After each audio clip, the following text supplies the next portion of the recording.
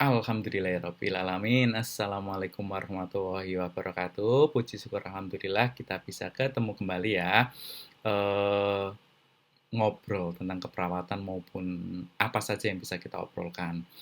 Kali ini kita ngobrolnya tentang kerangka teori dan kerangka konsep penelitian serta hipotesis. Tapi nanti saya bagi menjadi dua part ya, agar tidak terlalu panjang dan lebar. Biasanya kalau diomongin atau kita ngobrol terlalu panjang lebar itu kita jadi bored gitu ya, bosan gitu ya. Nah, kita pecah-pecah jadi beberapa part. Oke, sebelum saya mulai lebih jauh, saya ucapkan terima kasih kepada teman-teman yang sudah subscribe. Yang belum subscribe, silahkan untuk subscribe ya. Jadi, eh, biar saya termotivasi untuk membuat video-video baru terkait dengan masalah keperawatan ataupun masalah yang lain. Soalnya ada beberapa playlist ya terkait YouTube saya. Jadi saya tidak konsis di satu tempat gitu ya atau sebuah subjek gitu. Oke, lanjut ya biar tidak panjang lebar. Kemarin sudah ngobrol tentang penulisan eh, tinjauan pustaka gitu ya, atau telah pustaka. Nah, itu tidak jauh dari sana. Lanjutannya adalah kita bikin kerangka teori untuk mempermudah kita membuat sebuah kerangka konsep penelitian pada bab 2. Biasanya di bab 2 ya, tergantung dari masing-masing institusi seperti apa panduan penelitiannya, panduan penyusunan tesis atau skripsinya gitu ya. Oke, lanjut. Nah,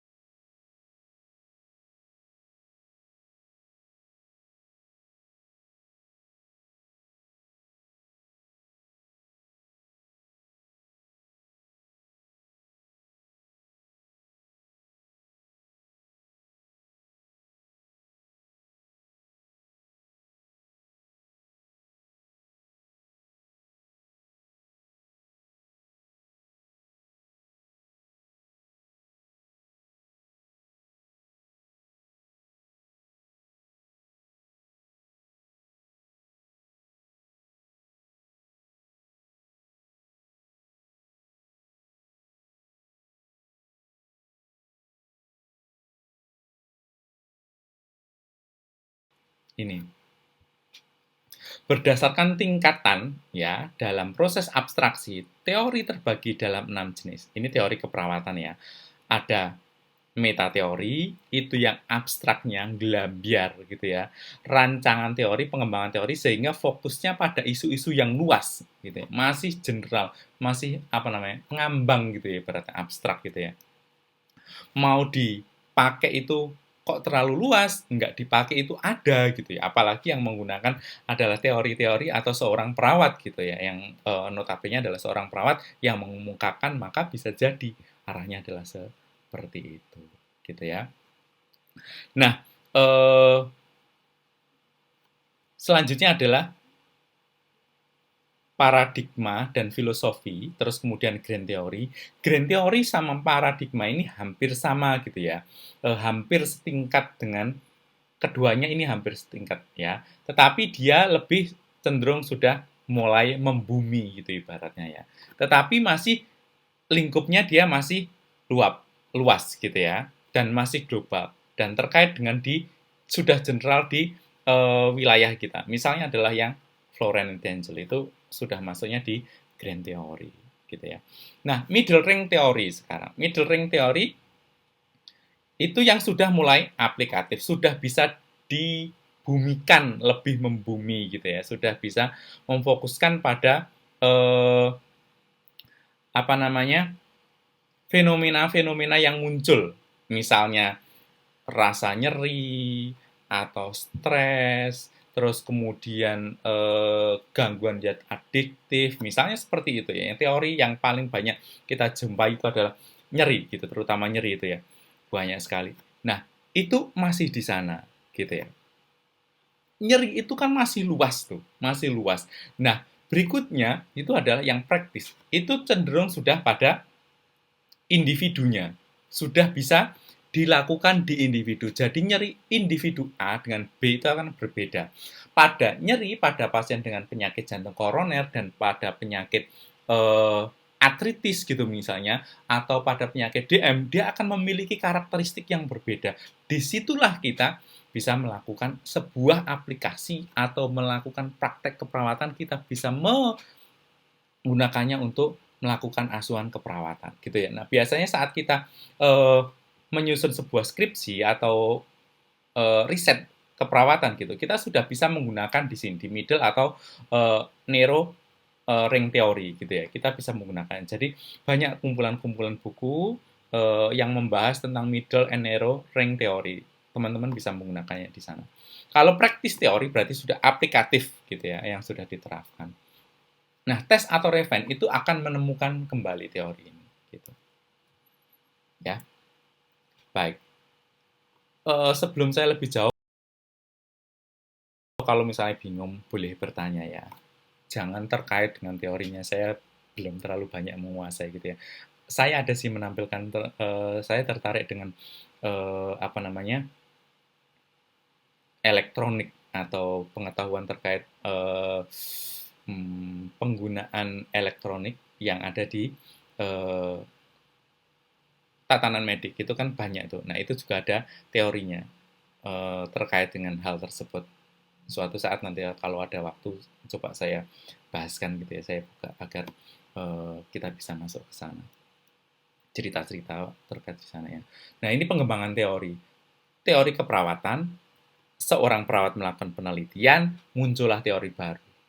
Teori baru tadi terus kemudian dilakukan uji dan lain-lain, maka jika sudah sesuai maka dimasukkan ke dalam teori keperawatan. Muter seperti itu. Lah upayanya seperti apa? Ya, memperbarui, memperbaiki dan memperkaya jadilah teori keperawatan, ya. Nah, ini sudah muncul semuanya sebenarnya mendasari, menghasilkan dan memperbarui. Muter seperti itu. Ada teori keperawatan baru, seorang perawat atau yang tertarik di bidang keperawatan, dia melakukan penelitian keperawatan, dimodifikasi dan lain-lain menghasilkan teori keperawatan baru. Numpuk seperti itu muncullah teori keperawatan sehingga kita kaya ya hasil-hasil karya dari prof-prof yang ada di Indonesia maupun yang ada di luar negeri gitu ya. Oke. Nah, ini biasanya siapa? Akademisi dan peneliti keperawatan. Peneliti keperawatan siapa? Ya mahasiswa keperawatan gitu ataupun praktisi keperawatan yang ada di lahan praktek atau di institusi pelayanan keperawatan boleh melakukan hal tersebut gitu ya. Oke. Lanjut.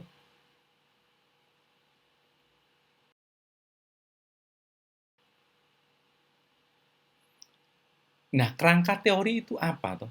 Adalah garis besar. gitu ya. Garis besar atau ringkasan dari berbagai konsep, teori, dan literatur yang digunakan oleh peneliti. Kerangka teori. Garis besar atau ringkasan dari beberapa konsep, teori, dan literatur yang digunakan oleh peneliti. Jadi di dalamnya kalau konsep berarti muncul variabelnya akan diteliti apa, teorinya apa, teori yang digunakan, dan literatur-literatur jurnal pendukung yang digunakan oleh peneliti. Itu dimasukkan ke dalam kerangka teori. Yang jelas adalah teori utama yang digunakan di dalam sebuah penelitian tersebut, gitu ya. Nah, biasanya, mohon maaf sekali teman-teman yang masih belajar eh, pengembangan karya ilmiah, terutama yang masih skripsi, itu biasanya teman-teman itu melupakan ini. Teori keperawatan ini dilupakan. Lebih cenderungnya adalah mencari punya kakak angkatannya sebelumnya. Apa hasilnya? Ya plus minus akan sama. Melupakan teori keperawatan gitu. Teori keperawatannya dilupakan padahal seorang perawat gitu ya. Terus eh, kerangka teori ini harus sesuai dengan topik permasalahan penelitian dan tujuan penelitian. Ya jelas, saya nggak sesuai. Ya, topik permasalahannya apa kan sudah jelas di permasalahan di tujuan dan permasalahan penelitian di bab 1 itu kan teman-teman sudah uraikan di sana. Jadi kalau mau membuat sebuah kerangka teori, lihat dulu permasalahan dan tujuan dari penelitian yang sudah ditetapkan oleh teman-teman sekalian. Gitu ya. Oke. Kerangka teori merupakan wadah yang menerangkan variabel atau pokok permasalahan yang terkandung di dalam sebuah penelitian. Sama semua, plus minusnya adalah seperti itu ya. Terus kemudian disusun berdasarkan pernyataan-pernyataan yang berasal dari teori yang ada. Sudah saya jelaskan tadi ya. Teori keperawatannya, jika Anda seorang perawat, jika bukan dan mendengarkan ini, ya sesuaikan dengan batang tubuh pengetahuan teman-teman, keilmuan teman-teman masing-masing gitu. Misalnya keperawatan ya keperawatan, kedokteran ya kedokteran, psikologis ya psikologis. Diterapkan masing-masing di sana, gitu ya. Oke.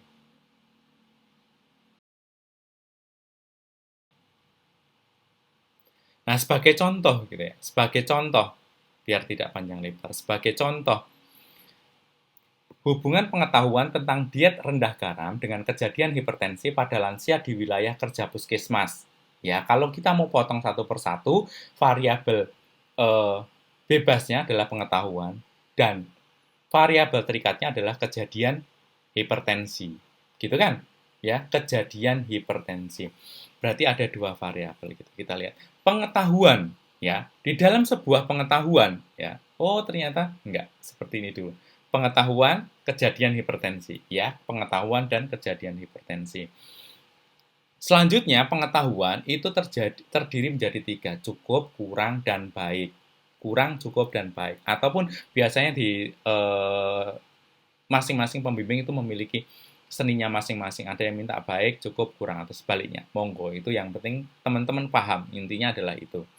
Terus teman-teman juga harus paham apa saja yang mempengaruhi pengetahuan. Ada faktor internal maupun eksternal. Misalnya internal adalah usia. Semakin lansia, usianya semakin tinggi, maka kemungkinan untuk terjadi proses degeneratif. Maka fungsi dari kognitifnya akan menurun. Kalau fungsi kognitifnya menurun, kemungkinan pengetahuannya cukup, kurang, atau baik. Monggo ditentukan. Secara logika akan turun, akan berkurang gitu ya. Tetapi secara teori bisa jadi dia lebih baik daripada pengetahuan yang usianya produktif gitu ya. Ya, bisa dipahami ya sampai sini. Terus kemudian tingkat pendidikan. Nah, bisa dijalani. Misalnya yang lansia tadi adalah tingkat pendidikannya adalah mohon maaf S3 ataupun S2 ataupun S1 ataupun SMA. Akan berbeda level pendidikannya pada lansia ataupun yang masih produktif dengan usia yang masih muda. Nah, itu akan berbeda sekali. Nah, itulah tujuan dari sebuah penelitian agar kerangka teori ini membantu penelitian kita. Apa yang akan kita lakukan? Teorinya seperti ini, konsep penelitiannya nanti akan seperti ini. Itu akan bisa diterjemahkan dan dipahami oleh teman-teman, gitu ya. Terus kemudian faktor budayanya. Mohon maaf, faktor budaya seperti faktor eksternal seperti budaya, terus kemudian faktor pendukung sosial, misalnya jaraknya yang jauh gitu misalnya. Terus kemudian apa namanya? Mohon maaf ya, ini ternyata matanya sakit sekali, saya tidak tahan jadi ya. Mohon maaf sampai saya kucek ya.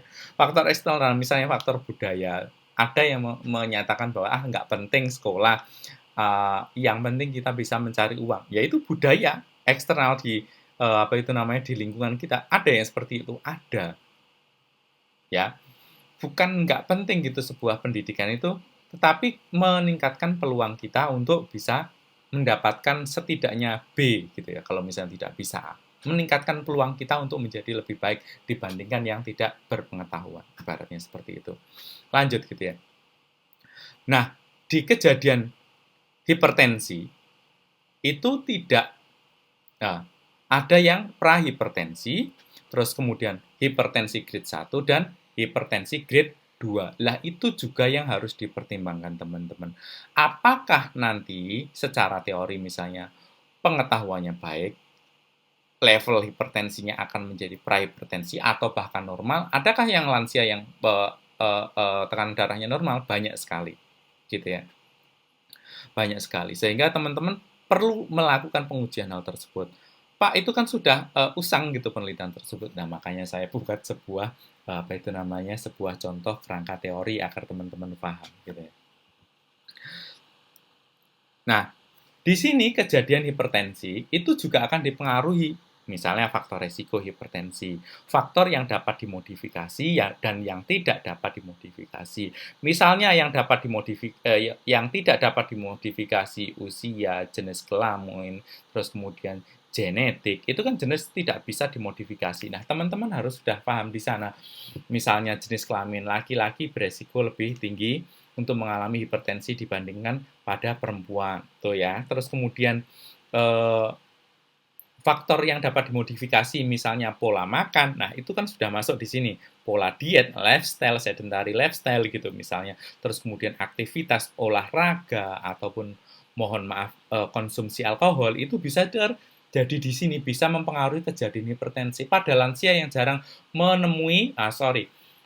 jarang melakukan aktivitas fisik, olahraga rutin misalnya, ternyata hipertensi dia masih belum hipertensi gitu ya. Gitu. Nah itu yang perlu dicari teman-teman gitu, didalami di sana gitu. Bukan ini expired gitu penelitian ini tidak, tetapi dia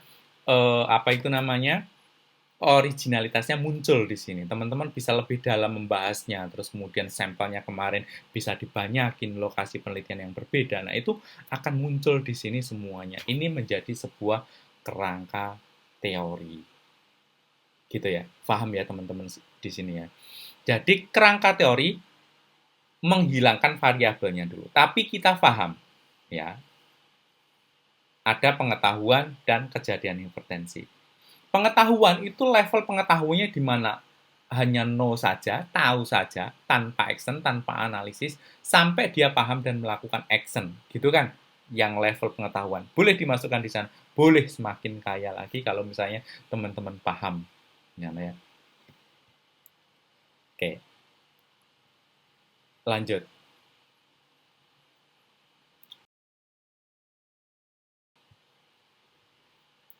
Nah, ini sekarang ke kerangka penelitian. Dari kerangka teori, kita ke kerangka konsep penelitian ya.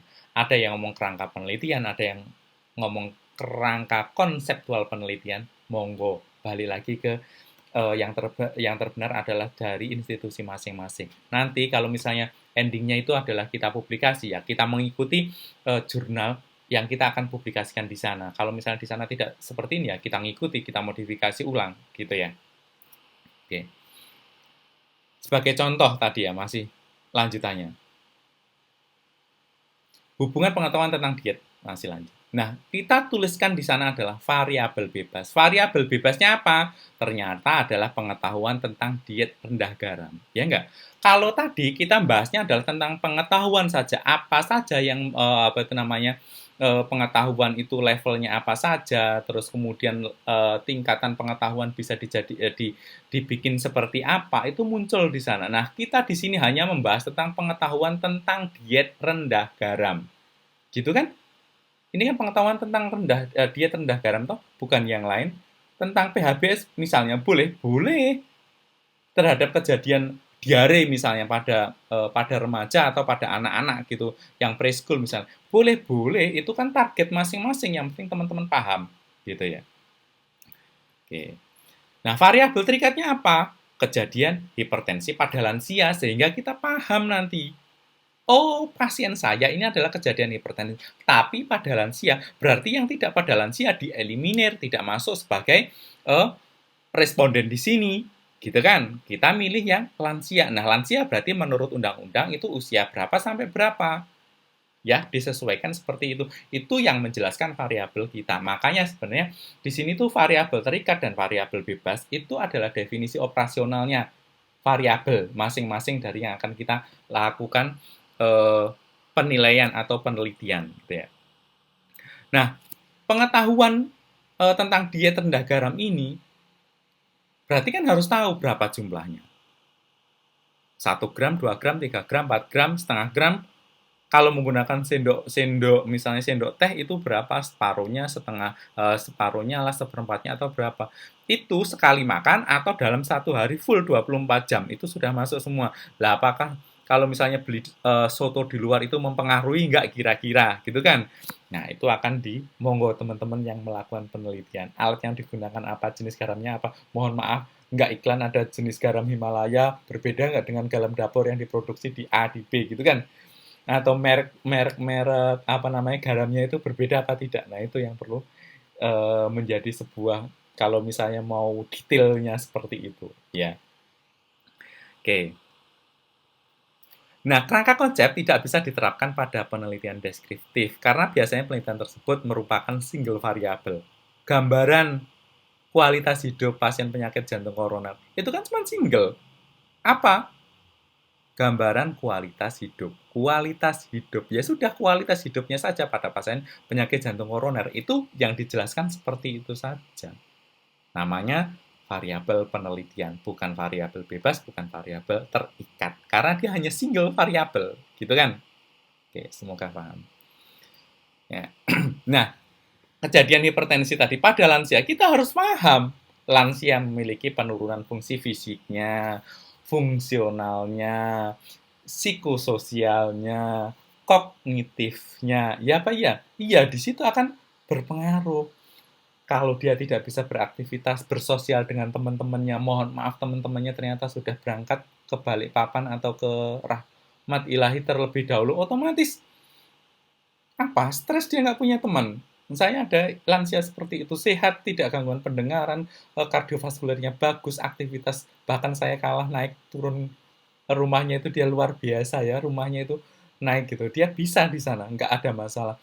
Ingatannya luar biasa, terus kemudian hanya saja fungsionalnya sudah fisiologisnya sudah menurun. Misalnya dia tidak bisa mengunyah kalau berat mengunyahnya kalau dia tidak makan menggunakan sayur yang berkuah. Nah, itu salah satunya. Itu berpengaruh nggak terjadi pada lansia? Yang kita pikirkan adalah di situ. Nah, ini adalah kerangka penelitian dan yang tadi adalah kerangka teorinya. Paham ya sampai sini? Bisa melihat perbedaannya ya. Semoga teman-teman paham. Kalau tidak paham, kurang paham, bisa tanya di kolom komentar. Biasanya teman-teman itu, terutama yang mahasiswa saya itu pada banyak yang kurang bertanya. Nggak apa-apa sih, mungkin sudah paham semua gitu ya. Oke, lanjut ya. Yang contoh yang kedua sekarang.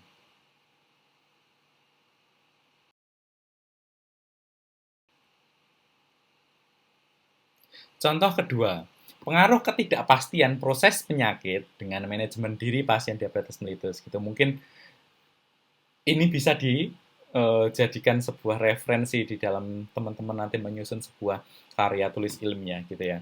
Pengaruh ketidakpastian proses penyakit dengan terhadap ya, bukan dengan tapi terhadap manajemen diri pasien diabetes mellitus. Kenapa? Karena dia adalah pengaruh, maka dia memberikan intervensi. Jadi bukan dengan, kalau korelasi dengan.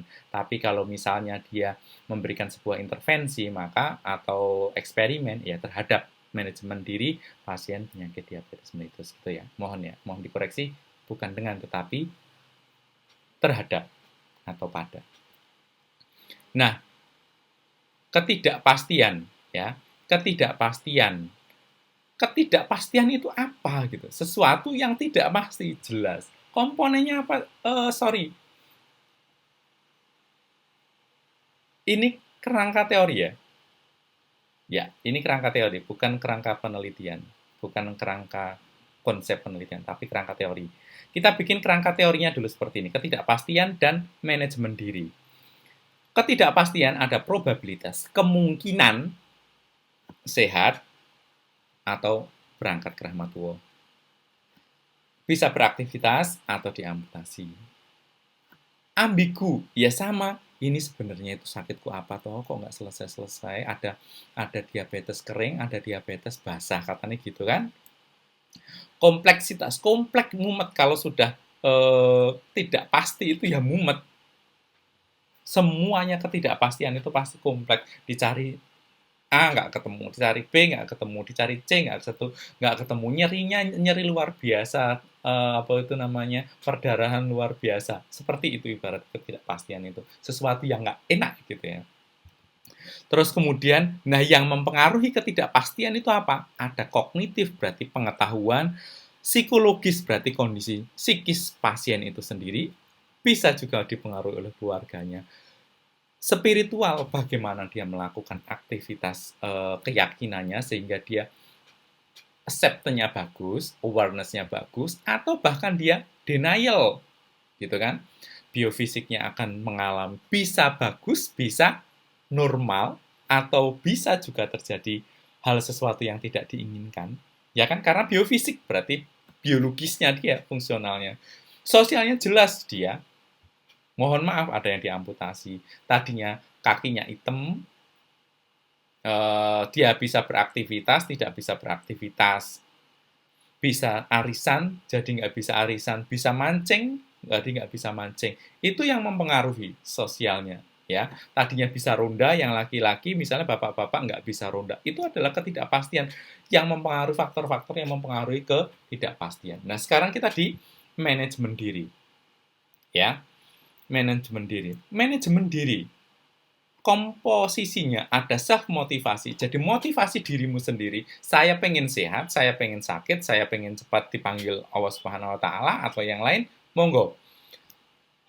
Bisa self organization. Jadi mengorganisasi tubuh kita sendiri. Kalau segini saya harus apa, kalau segini saya harus apa, jam segini saya harus ngapain, minum obatnya harus sudah teratur gitu ya. Termasuk tabungannya sendiri, jangan boros-boros dan lain-lain. Itu adalah salah satu manajemen diri. Kenapa? Karena manajemen diri definisinya adalah pengontrolan atau manajemen terhadap dirimu sendiri, ya, diri kita sendiri. Self control. Jadi saya mau pada pasien A misalnya, langsung pada pasien diabetesnya misalnya, Pak, saya pengen ngerokok, nggak boleh ngerokok. Saya pengen ngemut permen misalnya, sudah nggak boleh ngemut ron. Mau apa yang dilakuin? Self-management. Balik lagi ke diri kita sendiri. Saya pengen makan burger itu, pengen makan burger enak sekali. Oh iya, saya DM. Oh iya, saya hipertensi. Oh iya, saya punya penyakit jantung. Nggak jadi. Ingat, berarti kalau malam kita minum anti kolesterol gitu ya. Ibaratnya seperti itu, ya. Nah,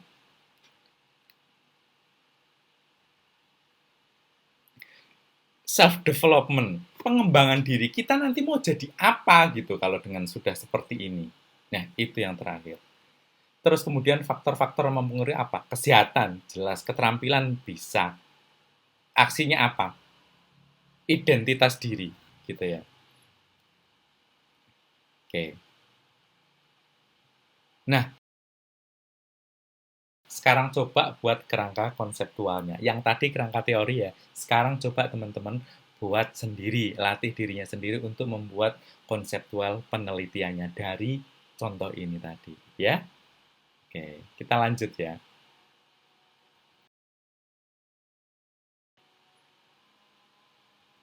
Nah, ternyata kerangka konsep penelitian itu adalah kerangka konsep secara sederhana dapat diartikan sebagai suatu cara berpikir yang berusaha menghubungkan konsep yang bersifat abstrak dengan gejala empiris yang bersifat konkret sehingga konsep tersebut bisa diobservasi dan diukur dengan metode yang tepat sehingga hasil observasi dan pengukurannya tepat dan andal. Kalau sebuah penelitian tidak dapat divalidasi, tidak reliabel, ya buat apa? Jadi kalau kita sudah mengambil variabel A dan variabel B, harus sudah tahu alat ukurnya apa, alat ukur variabel bebasnya apa, yang terikatnya apa, sehingga kita paham mau melakukan sebuah penelitian tersebut, gitu ya. Oke. Nah, kerangka konsep disusun melalui identifikasi dan penentuan konsep-konsep dan hubungan antar konsep yang disarankan. Ini sudah selesai, ini adalah slide yang terakhir. Gitu ya. Jadi, kalau konsep itu adalah apa yang akan kamu teliti, variabel apa yang akan kamu teliti. Itu saja. Yang akan kita teliti itu saja. Ya, fokusnya ke situ variabelnya. Kalau tadi kan sudah jelas, hubungan pengetahuan tentang diet rendah garam, berarti pengetahuan diet rendah garam itu adalah variabel bebasnya. Variabel terikatnya adalah kejadian hipertensi pada lansia, itu adalah konsep penelitiannya. Tapi kalau kerangka teorinya itu adalah pengetahuan dan kejadian hipertensi. Gitu saja, itu sudah cukup. Gitu ya. Semoga teman-teman paham. Kalau bingung bisa bertanya ulang kepada saya. Kita ketemu lagi di yang hipotesis. Karena hipotesis agak sedikit panjang gitu ceritanya ya, biar kita detail lebih panjang lebar. Terima kasih atas kebersamaannya, masih stay tune. Jangan lupa kalau mendengarkan itu sampai end gitu ya, sehingga teman-teman akan paham. Oke, baik, terima kasih. Mohon maaf jika ada salah kata. Selamat beraktivitas. Assalamualaikum warahmatullahi wabarakatuh.